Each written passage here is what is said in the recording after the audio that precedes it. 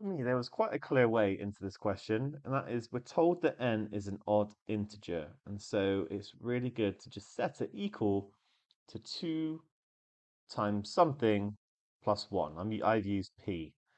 Um, and just note that p has to be greater or equal to 1. Oh, sorry, p actually has to be greater than 1 because n has to be greater than 3.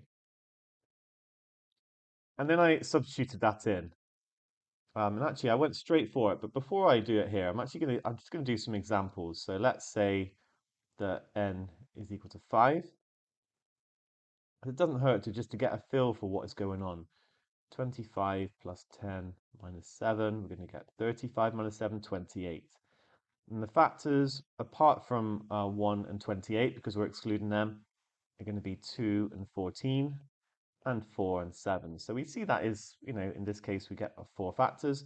Let's try n equals 7, next one along. So then it's going to be 49 plus 14 minus 7, which is the same as doing 49 plus 7, 56. So again, I get 2, this time with 28. Going to get 4 and 14. In this case, 7 and 8 as well. Note in both cases, we get 2 and 4. But then the others, we get 14 twice as well. Which actually turned out to be a coincidence, but you might be tempted to circle that one as well, to be fair. Okay, I just want to do 9.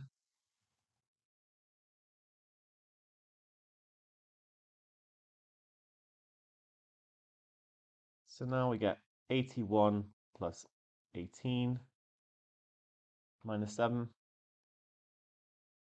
which is going to be 99 minus 7, it's going to be 92. So now we've got 2, and it's going to be 46. 4 and 23. I think that's it, actually.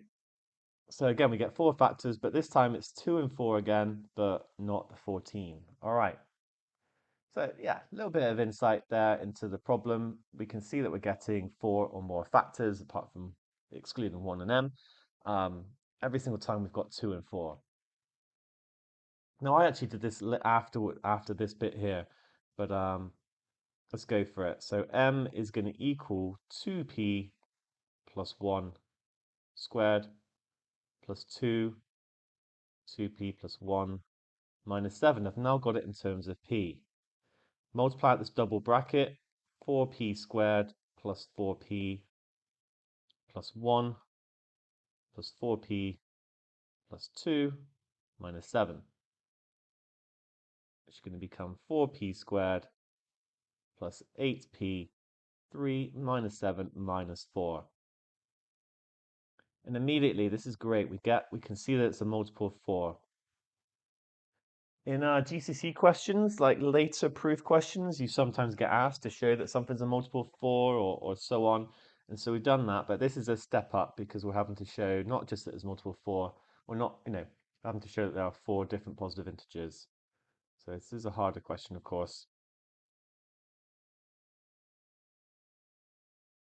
So must be divisible by 2. 2 definitely goes into it, and 4. Um, yeah, so brilliant. So what about the other factor pairs? Now, I gotta be honest, I took a little while to realize this. Messed about with the algebra, and actually there are other ways you can do it using algebra, but I kind of missed the most obvious thing, and it was that only after I went and did these examples that I realized it. If 2 is a factor, then there's going to be a factor pair that goes with it. In this case, 2 and 14. And if 4 is a factor, there's going to be a factor pair that goes with that. The only thing we need to check is that it's not a square number, because they've got to be different. So I did that, which I'll talk about in a minute. But the same happens over here for 56, 2 and 28, 4 and 14. Okay, in this case, we also get 7 and 8. So, 2 will have a factor pair, and it's just going to be whatever this thing is divided by 2. So it's going to be 2 times p squared plus 2p minus 1. And 4 will also have a factor pair.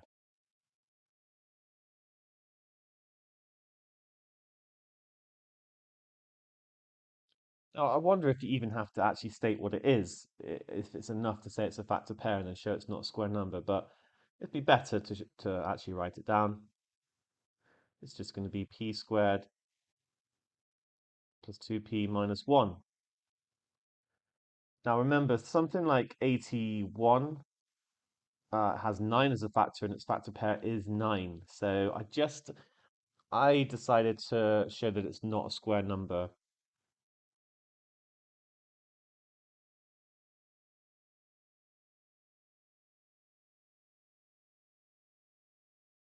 Okay, so this thing here is actually going to be 4, and then it's going to be p plus 1 squared. I'm basically completing the square here, and then I'm going to minus 2,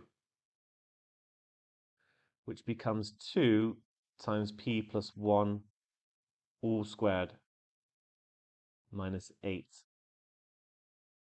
So actually this will be 8 less than a square number.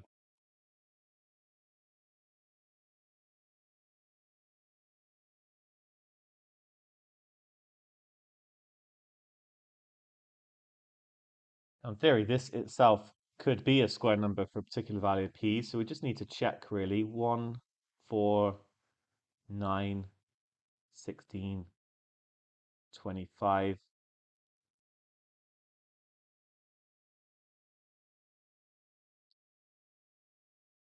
Okay, actually, the only possibility is going to be 1 to 9. The rest of them too big. Differences are too big after that. I'm not going to write it down. Probably wouldn't a real thing. But that would mean that p would have to equal what would it have to equal? Like it's going to be to get 9. I'd have to have p equaling um what is it even possible? It's not, we've already seen that it's we can't get it from the examples above. Not Never a square number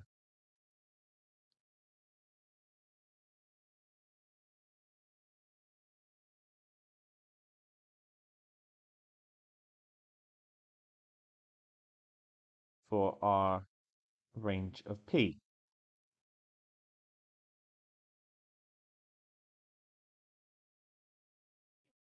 And just to conclude, we'd say therefore m will have at least 4 different factors. Now, before I look at other methods, I just realized I've just looked at the solutions and they do it in a slightly different way to my square number argument and arguably a little bit better.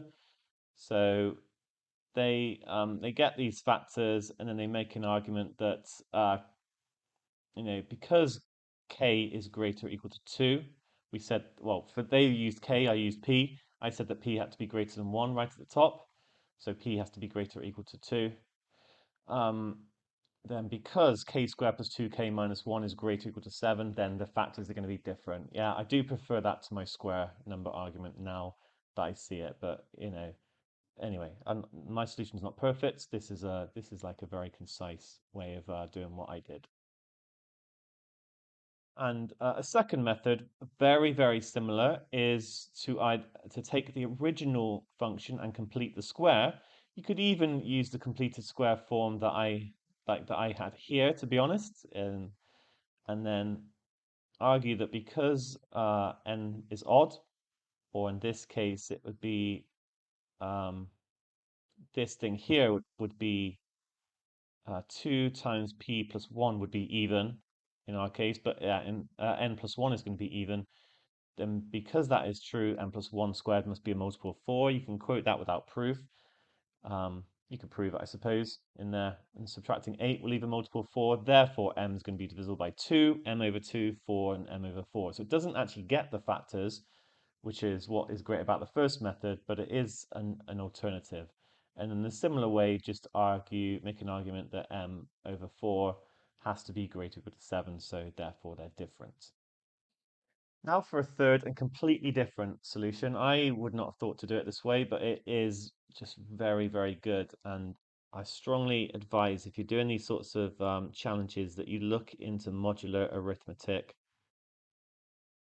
and get your head around it and they're able to use it because it's very powerful. I've got to admit, it doesn't come up on a lot of syllabuses. It comes up in these sorts of situations and more advanced maths and so on. And I've never quite mastered it, so I am actually working on it myself. But basically, any odd number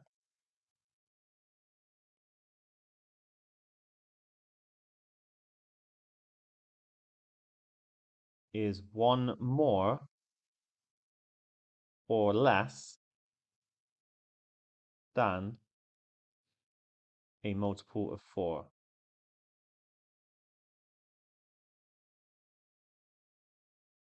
And I want to talk just a little bit about modular arithmetic. So 7, actually, when we do modular arithmetic, we basically leave the remainder if we were to divide by 4. So 7 is actually equal to 3 mod 4, because 7 divided by 4 is 1 remainder 3. That was just an example.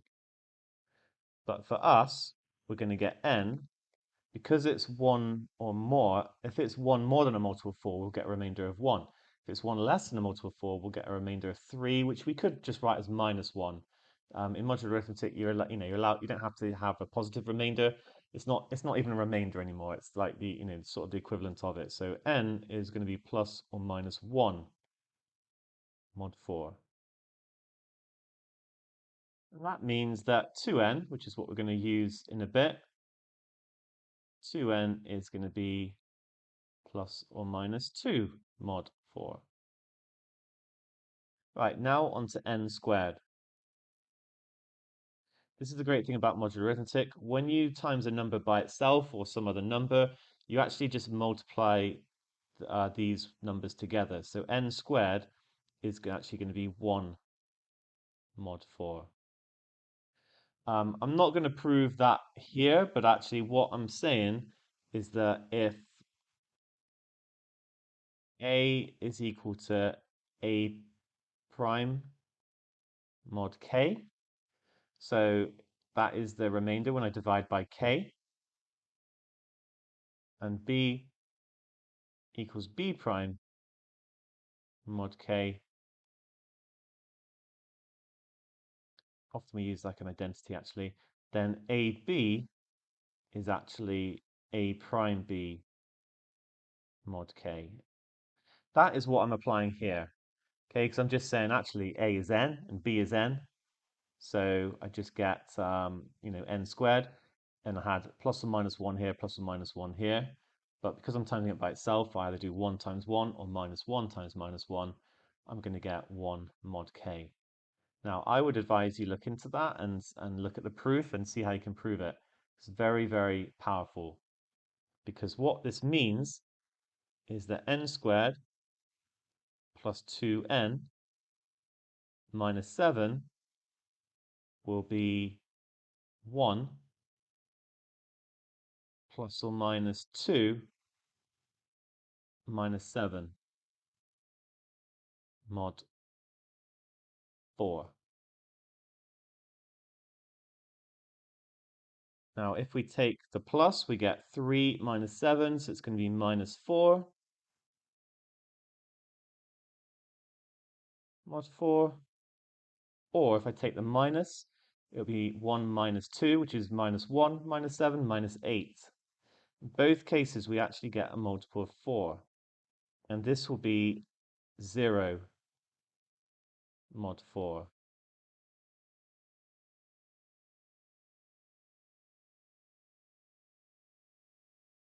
So n squared plus 2n minus 7. We don't have to do any kind of substituting in. We've shown that it's divisible by 4.